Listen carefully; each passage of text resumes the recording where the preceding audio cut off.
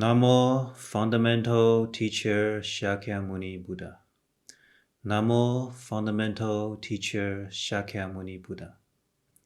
Namo Fundamental Teacher Shakyamuni Buddha. The Dharma, infinitely profound and subtle, is rarely encountered even in a million kalpas. Now we are able to hear, study, and follow it. May we fully realize the Tathagata's true meaning. Now we are toward the end of the Heart Sutra. We're at the passage, by way of Prajna Paramita, Buddhas of the past, present, and future attain Anuttara Samyak Sambodhi. Now, throughout this Heart Sutra, even though it is a very short text, we've already encountered several Sanskrit terms like Bodhisattva, Avalokiteshvara, Prajna Paramita, Skanda. And now we have quite a long term, Anuttara Samyak Sambodhi. Why do we keep these Sanskrit words instead of translating them into English? Well, traditionally, there are a few reasons where in the translation we maintain the sound, the transliteration. We use the transliteration instead of a translation into a different language. Now, these are the 5 reasons for transliteration, at least in the Chinese tradition. Okay, so many Sanskrit texts were translated into Chinese over the past 1900 years. Buddhism came to China almost 2,000 years ago. And over the next few hundred years, the masters have developed certain rules about translation.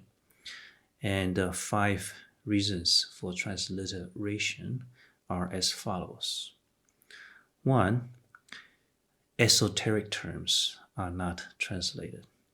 The example would be a mantra. So in the Heart Sutra, we have the Gate Gate, Paragate, Parasangate, Bodhisvaha. That is a mantra. A mantra or dharani. Those are not translated. Another reason is that those terms with several meanings, multiple meanings. So sometimes we do translate those terms, but sometimes we keep the term in transliterated form. So we keep the phonetic sound. An example here would be Bhagavat. Now, Bhagavat have several meanings. It could mean the world honored one. So sometimes that term is translated as the world honored one. It's one of the names of the Buddha. It also has been translated as blessed one, or it has the meaning of auspicious one, or destroyer of illusions. And so sometimes the word Bhagavat is kept. And a third reason would be terms that have no equivalent in that language. For example, the fruit amalaka is an Indian fruit that the Chinese don't know about. They never seen it, they never heard it. They certainly have eaten it. So the name of the fruit is kept in the transliterated form. A fourth reason is that these terms maybe could be translated, but for some reason or another, they have been used in the transliterated form for a long time, and people has become very used to it. Okay. And a fifth reason is to show reverence, to show the lofty status of that term. For example, prajna, the term prajna, it could be translated as wisdom, but then it's kept in the form in Chinese called 般若, and it's being used that way. For one thing, to mean that it is not just wisdom, the wisdom that we are familiar with, but it is a wisdom that is very special, very amazing, very profound. So prajna is such an example. Okay. So for prajna paramita and anuttara samyasambodhi, we can look at these terms and say which of the 5 rules fit why they are not translated. You could say that number 2, number 3, number 4, and number 5 actually all fit. These words may have several meanings, multiple meanings. They have no equivalent concept in Chinese or in English. And that, well established, since English translation of Buddha Sutras is fairly young. It's only about 100 years, a little more than 100 years old. So that may or may not apply. But we are familiar with many terms that actually Sanskrit, like nirvana or Buddha. So we can say the Buddha as the enlightened one, but most often we just say the Buddha. Okay. And certainly some of these terms, the name itself produces a sense of reverence in us. Nirvana, Buddha, prajna. Okay. So these are some of the reasons that these words, when we translated the Heart Sutra, we have decided to keep them in Sanskrit. Now, another translator may or may not do the same. So if you look at another translation of the Heart Sutra, maybe you won't see Anuttara Samyasambodhi. Maybe you won't even see Prajna Paramita. You may see that translated as perfection of wisdom. Okay, so these are not hard rules, nor universal rules. Now let us look at this term, Anuttara Samyasambodhi. It consists of 3 words. The first, Anuttara, means unsurpassed, supreme, without match, peerless. All right, so it's the highest level of something, and there's nobody can surpass that, or nothing can surpass that. That's what Anuttara means. And Samyak means correct, true, it is right. All right, so combined with Sambodhi, Bodhi, we already may know this word. It means awakening, or it means enlightenment. All right, and Sambodhi means thorough or complete enlightenment. All right, so combined with Sambodhi, Samyo Sambodhi means the correct enlightenment and complete, thorough, ultimate enlightenment. So correct enlightenment. What is correct enlightenment? We can look at what is incorrect enlightenment. For example, somebody that is on the wrong path, the wrong spiritual path. That person may think that this path will lead me to enlightenment or eternal life or eternal bliss or salvation or liberation. But then it actually doesn't go there. All right? So you may work very, very hard, but then you don't achieve what you think you want to achieve. So wrong spiritual path. There's certainly many, many people in the past and in the present are on the wrong paths. They do work, or they think they do things that can bring them true knowledge, bring them into an understanding of reality, bring them to freedom from suffering, but actually it doesn't work. Okay. Another example could be somebody who believes that he is enlightened, but actually he's not. He could be on the right path, say the Buddha path, and he believes that he's enlightened, but actually he's not. It's because his study or understanding of the Dharma is incomplete. There's some misunderstanding there. Okay, an example would be somebody who meditates and then had a special experience during meditation. When he comes out of that meditation, he thinks, hey, I must be enlightened because my body disappeared, or I've seen a vision, I've seen bright light, or I was transported to another place. To mistake that as enlightenment, that would be incorrect, right? This is not actually enlightenment. And then there another case will be false teachers. Teachers who claim that they know the past, that they are enlightened, but actually they are fooling someone for money, for status, for control, for whatever. Okay? So the Buddha's enlightenment is the correct, is the true enlightenment. So that's what samyok means, right? So how do we know?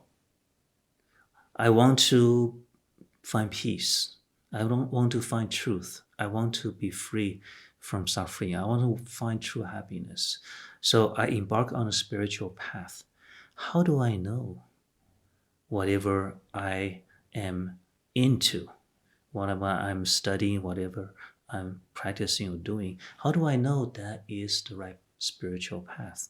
Well, here are a few things that you can ask regarding the spiritual teaching that you have received. First of all, does it make sense? Does the teaching make sense to you? Another question is, does it explain living situations, what your experiences in life? Do you feel you understand life better? You understand people, you understand yourself better because of the teaching? Another question is, does it resort to an unknown entity?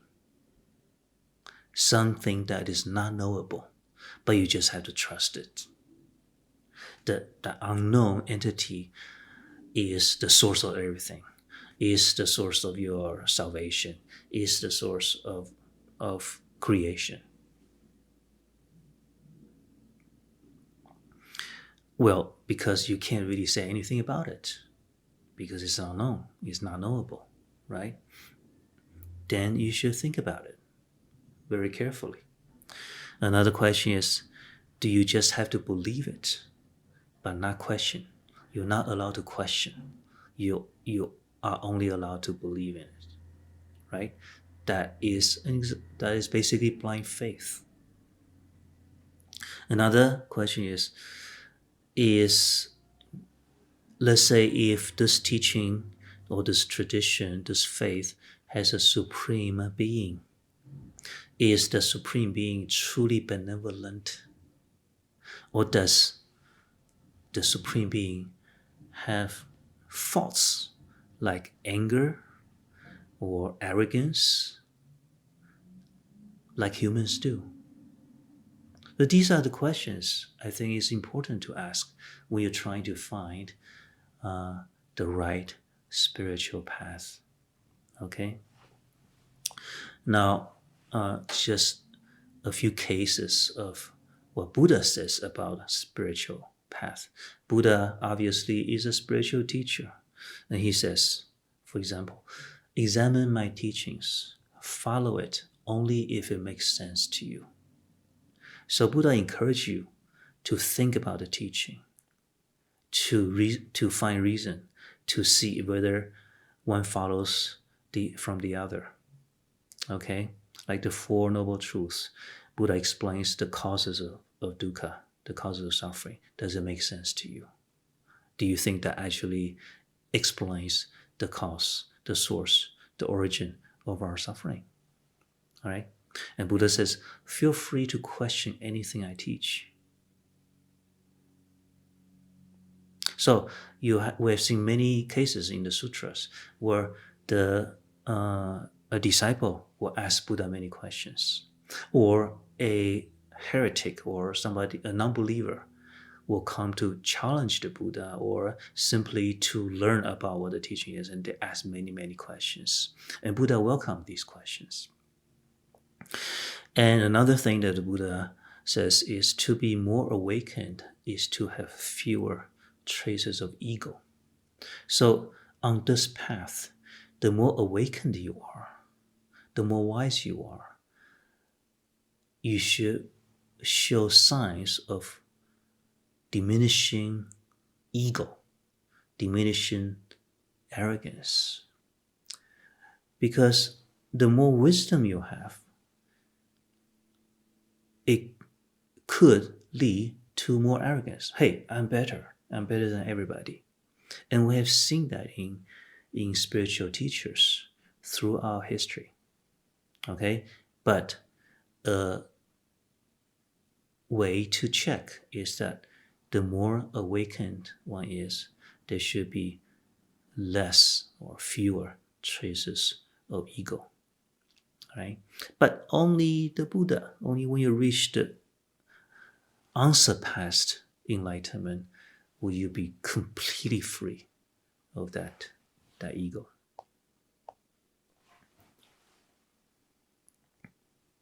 All right, so Sambodhi means thoroughly awakened, completely awakened.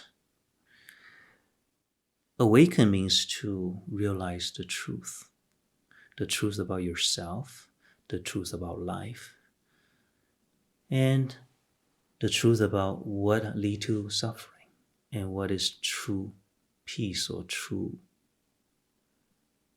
bliss. So what does that mean to be completely enlightened? In the case of the Buddha, it means that Buddha not only knows everything about himself, but he also knows everything about others. And we will explain what that means in future lectures. One way to see this is the levels of enlightenment. So here is a way to understand complete enlightenment. We can say that there are a few levels of enlightenment. First of all, the Arhat's enlightenment. Is the Arhat enlightened? Yes. Do they have the right enlightenment, the correct, the true enlightenment? Yes, they do. Well, what do they realize? They realize the true nature of the self, which is emptiness. They realize the true nature of phenomena, which is emptiness. Okay? So they have the correct enlightenment. However, even though they understand true emptiness, their realization is not thorough or complete compared to the Buddha. So what are they missing? They're missing the knowledge and the skills of how to awaken all sentient beings. In order to have the skills, the proper skills to enlighten all kinds of different people, you need to have a much better grasp at interdependence. So interdependence, remember the 12 links of interdependence, is the other side of emptiness. So realizing emptiness of the self, you can achieve freedom from dukkha.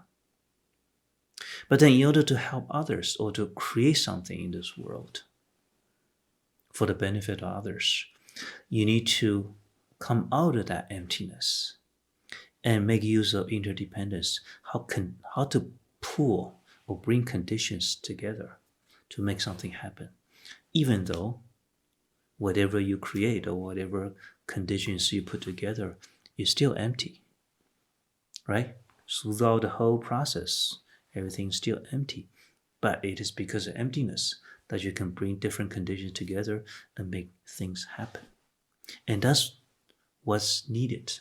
And that's something that our head is not fully skillful at yet.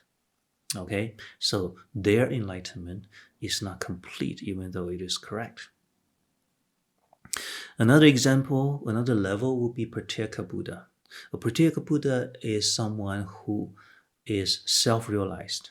By observing the impermanent nature of all things, they come to realize the emptiness of phenomena. Or in a past life, they have studied with the Buddha, they have studied the Dharma, and then in this life, they are born in a place without the Buddha's teaching, but they are able to reach realization. Or another case would be they studied the 12 links of interdependence and they achieved liberation. Because they studied the 12 links of interdependence, which is another form of Four Noble Truth, but it has more details. So their understanding of interdependence, we may say, is somewhat deeper than the arhat. Okay? Now, but then not at the level of bodhisattvas, which is the next level. The next level is the bodhisattva's enlightenment. Now we know what the bodhisattvas do. Not only they need to achieve liberation for themselves, they make a vow to bring everyone else to enlightenment. So they need to work hard, diligently on learning about the skillful means, how to put conditions together to help this person, help that person, help all kinds of sentient beings.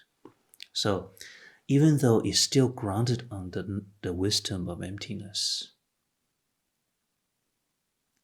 they make use a lot more of the other side of emptiness, which is interdependence, how to make things happen. And because they understand emptiness, they can make things happen without attachment, without the ego. If they did not understand emptiness, it would be very easy for Bodhisattva to become proud at their achievements, become proud at the people that they helped. So that's another level of enlightenment.